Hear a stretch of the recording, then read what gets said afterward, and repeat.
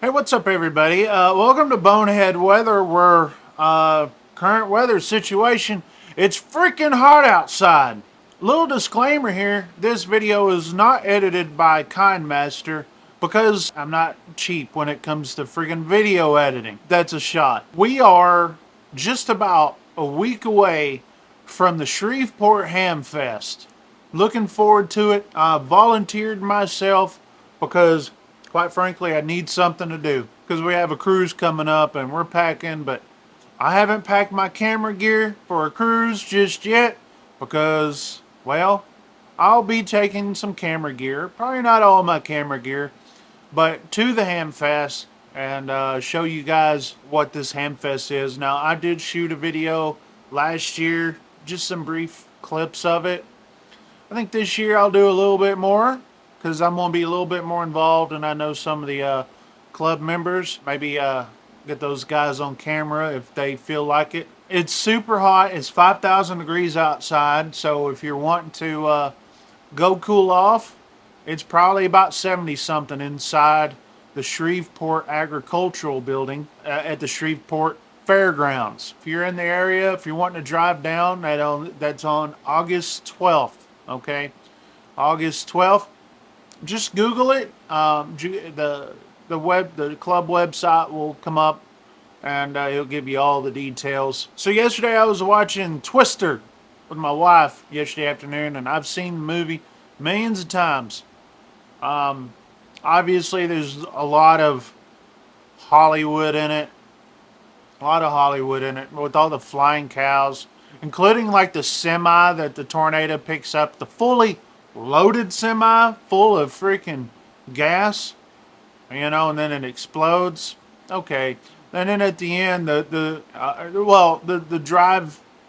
drive-in movie theater, that was totally not how a storm works. It's like, oh, there's a tornado right behind the screen, and then the power stays on for like the whole time, and the tornado's just spinning there for like 5 minutes. Totally not how it works.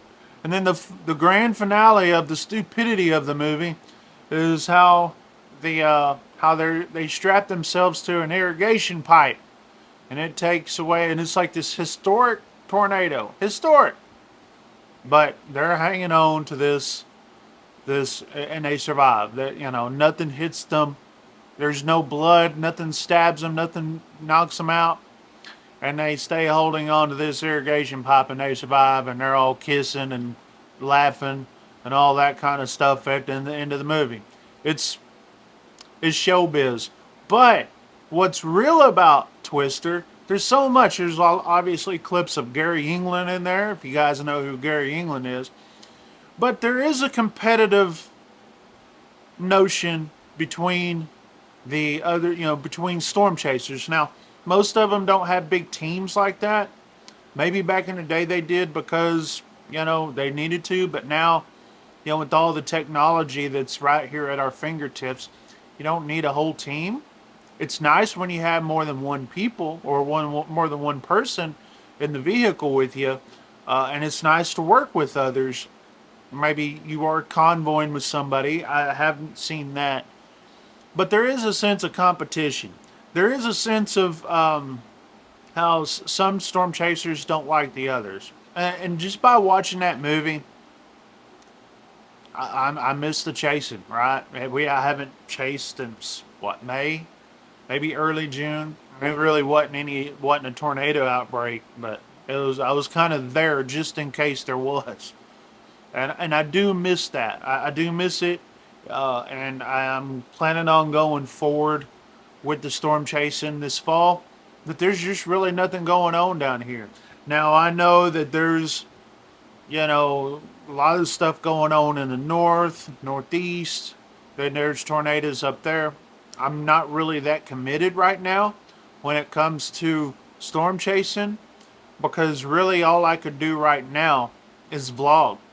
Now, eventually I will be doing live feeds, and I've told you guys this, doing live feeds out there, and I believe that that's when this channel can go and be more productive and more informational, and you could see as it happens. The tornado we filmed last year, was being live streamed by somebody else. Now I uploaded a video like minutes, I don't know, 30 minutes after it happened, something like that. Or after I left the scene at least. So I was, threw it up there and edited, threw it up. But I think it would have been better if I was live streaming, because there's a lot of people that watch, and a lot of people that work with like the National Weather Service and stuff like that, and they go off these live feeds. Those guys are the storm chasers with that are streaming live on YouTube and other forms of social media. You know, I mean, the National Weather Service sees this, and they could put out warnings a lot faster than maybe another mode, right? So, storm chasers, storm spotters is very much needed. I noticed that with that tornado in Picton, Texas. I noticed how how it tore up that little bitty town. It wasn't much to it, right? But it did the damage. But there was no warnings. There was no watches. Okay, there was nothing like that. And right there in front of us, we saw it right here on YouTube. Not live, but it was live in front of me. How the tornado just spun right up, and it did its damage. And then probably 5 minutes, 3 to 5 minutes later, then there was a warning. But that was after that tornado already did its damage. We need to get ahead on that, and the best way to do it is just to put more eyes on the storms, whether it be live, whether it be or live streaming on YouTube or other forms of social media. Need ham radio operators out there, more volunteer fire department, and people like that to get involved. Okay, because listen, everybody, I don't know, about how everybody at least, but I get tornado warnings on my phone, right? And I get it all the time because obviously I'm out there chasing, and if there's a warning in my county that I'm in, wherever I'm at, I will get something pop up, so, and it'll come up on my phone. And I'm sure it's like that for everybody, and it should be. And if you have that kind of alert disabled, that alert may save your life, okay? Because, sometimes they are a long running tornado. They're not the quick little spin up tornado that, we filmed earlier this year. These tornadoes sometimes will go miles and miles and miles. And so it's good to know. I like to make a good impact on doing what I can. So the next best thing for me to do is be able to get streaming. We've got this cruise coming up and everything, but after that, there's a few things that I need to get, and I should be able to be streaming from the truck. Okay, so the main thing is a computer mount, and so I need to have that. Once I have that, I should be able to uh, get a camera mount for probably this right here. Now this is a camera I use for my live streaming here at home. This is a Logitech. Was it 922? So if I can mount this, okay, to my my windshield or something, this will be a good starting point for me. Is this what I'm going to have, and is this the best case scenario? No, but this is just to start with, okay? Something I already have until until I can invest more money into storm chasing. And one of the things that I see people do on on uh, on the um, on their YouTube channels, and usually I'm not for this, but I think in the case of storm chasing, that there is some crowdfunding that happens, right? You'll see these guys flash up their PayPal account, their Cash App account, and people will donate a little bit to help. All right. Now we're not at that location. We're not there yet, right? We want to be able to be streaming first. That way we could offer a service, right? But YouTube, I don't believe pays enough for that.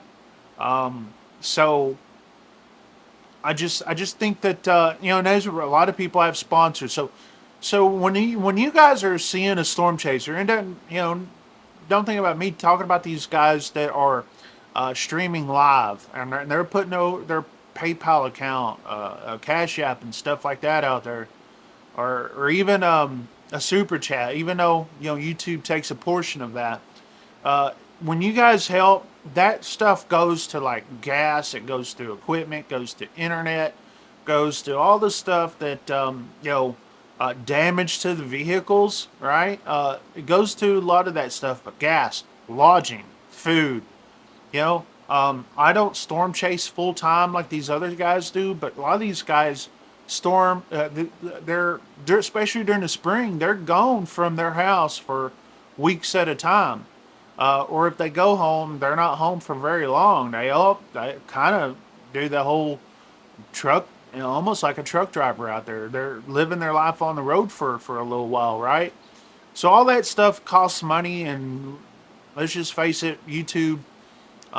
Unless you're Reed Trimmer, YouTube's not going to go and pay for that much. Okay, so when you do watch, especially the smaller YouTubers that's still putting in the time and the effort, go and Cash App them or go send them a PayPal. That way, it helps them with their gas. It helps them with their lodging and food and any kind of damage, any kind of expenses that it requires. Because I don't think anyone's getting rich doing it, but they're offering a service to the public.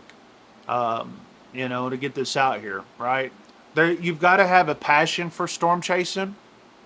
You definitely do. And you got to want to do it to help people. And that's one of the things that when I first started doing this, I was like, I'm going to do this and I'm going to get these cool shots for the thrill of it. But then I was at my first tornado and then the damage, right? And I filmed a lady, that her family lost their whole house and everything. All of a sudden, it really hit home and how important this is to get the warnings out there to help people. It's like, okay, stop chasing this storm and go help people. Like if there's someone in distress or something and stuck in a house, the storm chasers are first on the scene, and you got to stop what you're doing to help out.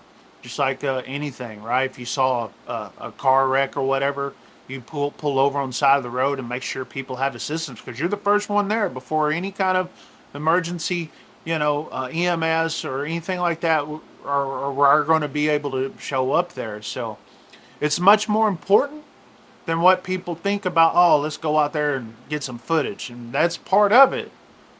And the thrill is a part of it. But the most important thing is to help people and to get the message out there that hey, there's some storms in your area, and you may want to go and put down your whatever you're messing with and go save your life. Go find a sturdy spot, right? And what I mean by that is, okay, a lot of people do watch storm chasing because there's storms in their area. But again, like I said earlier, that you got the National Weather Service there too to put out those warnings. And there's not a lot. There's a lot of live streamers, okay, but there's not that many live streamers where they cover the whole storm system. Now you'll see a bunch of storm chasers following a major complex, but it's just like that one that I saw. Like, I was there, but there was only one other guy there. The other storm chasers that were in the area were probably 100 miles away. And we were lucky to see that one tornado right there, right? We were lucky to be right there at the right time and to be able to put out there because guess what? If the National Weather Service wasn't following that situation, they may have not put out the warning, because the radar, okay, it looked a little weird, but the echo, right? The hook echo was not just out there to get you. It wasn't a big supercell. I mean, yeah, you could see it in the wind velocity, but it was quick. So anyways, I appreciate you guys watching. Hamfest stuff, okay, and then after all the Hamfest stuff and all that, fall starts to come, weather starts to pick up here, and hopefully by that time we'll be streaming out there. We'll be streaming and putting you guys in the chase truck right there with me. I need a name for old Red. I need a name. Anyways, thanks for watching, and 73.